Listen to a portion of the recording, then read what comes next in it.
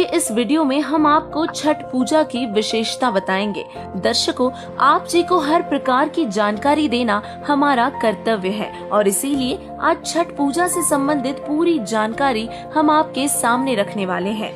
छठ पूजा षष्ठी पूजा का पर्व कार्तिक शुक्ल पक्ष के षष्ठी को हिंदुओं द्वारा मनाया जाता है और ये पर्व साल में 2 बार आता है, एक चैत मास में और दूसरा कार्तिक मास के शुक्ल पक्ष में। छठ पूजा भारत का विशेष पर्व है जो वैदिक काल से मनाया जाता रहा है, परंतु भारत के बिहार राज्य में ये पर्व खास तौर से मनाया जाता है। ऐसा माना जाता है कि यह पर्व बिहार के लोगों का सबसे बड़ा पर्व है और बिहार में ये पर्व बहुत ही धूमधाम से मनाया जाता है। माना जाता है कि 4 दिन तक मनाए जाने वाले इस पर्व के पहले दिन सेंधा नमक और घी से बने अरवा चावल और कद्दू की सब्जी प्रसाद रूप में ग्रहण की जाती है और फिर दूसरे दिन उपवास रखा जाता है जिसमें अन्न व जल का त्याग करना होता है और संध्या के समय में खीर बनाकर पूजा की जाती है और फिर खीर का प्रसाद ग्रहण किया जाता है और व्रत खोला जाता है। तीसरे दिन डूबते सूर्य को दूध चढ़ाते व अर्पण करते हैं और अंतिम दिन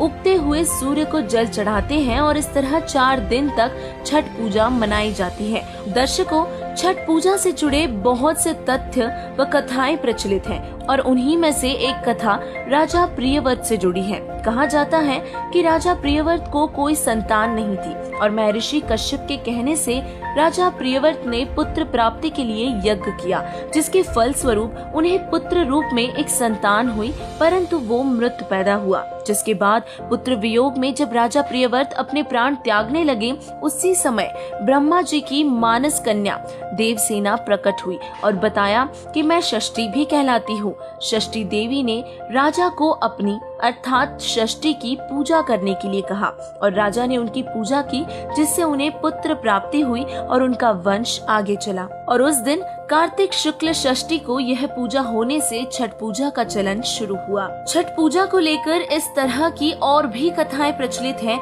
ये पूजा लोक वेद में आती है, किसी भी शास्त्र में इसका कोई प्रमाण नहीं है। राजा प्रियव्रत ने पूजा की तो उन्हें पुत्र प्राप्ति हुई और माता अदिति ने पूजा की तो उन्हें पुत्र प्राप्ति हुई। कर्ण ने पूजा की तो वो महान योद्धा बने और लोगों का कहना है कि छठ पूजा करने से हमारी सुरक्षा होती है व स्वास्थ्य लाभ भी मिलते हैं। परंतु आश्चर्य की बात यह है कि छठ पूजा का प्रमाण किसी भी शास्त्र में नहीं मिलता।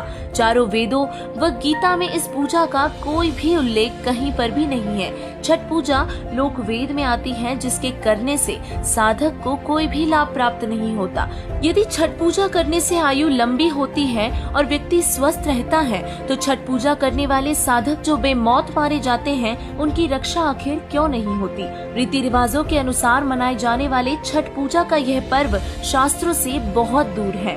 हिंदू धर्म के पवित्र शास्त्र, पवित्र चारों वेद व श्रीमद् भगवत गीता जी छठ पूजा करने का समर्थन नहीं करते, जिसे स्पष्ट होता है कि छठ पूजा करने से साधक को कोई लाभ नहीं हो सकता। छठ पूजा का कोई आधार नहीं है और ऐसी निराधार पूजा करने से हम परमात्मा प्राप्ति नहीं कर सकते। शास्त्रों के अनुसार साधना करने से ही साधक को सर्व लाभ प्राप्त होते हैं और पूर्ण मोक्ष के साथ साथ पूर्ण परमात्मा की भी प्राप्ति होती है। श्रीमद् भगवत गीता जी में निर्देश दिया गया है कि तत्वदर्शी संत की शरण में जाओ और उनसे तत्व ज्ञान प्राप्त करके सद्भक्ति करो, जिसके बाद ही आपको परम शांति व शाश्वत स्थान की प्राप्ति होगी। ऐसे में अब प्रश्न ये उठता है कि तत्वदर्शी संत को खोजे कैसे और कैसे पहचान पाएंगे कि तत्वदर्शी संत कौन है। गीता जी के अध्याय 15 के श्लोक 1 में तत्वदर्शी संत की पहचान बताई गई है, जो वर्तमान में मौजूद जगत गुरु तत्वदर्शी संत रामपाल जी महाराज जी पर फिट होती है।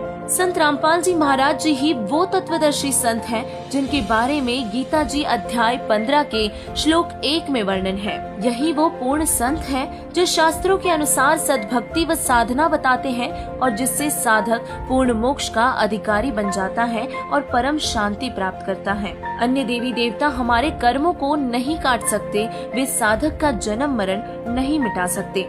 वे स्वयं नाशवान हैं और जन्म मृत्यु के चक्र में फंसे हैं।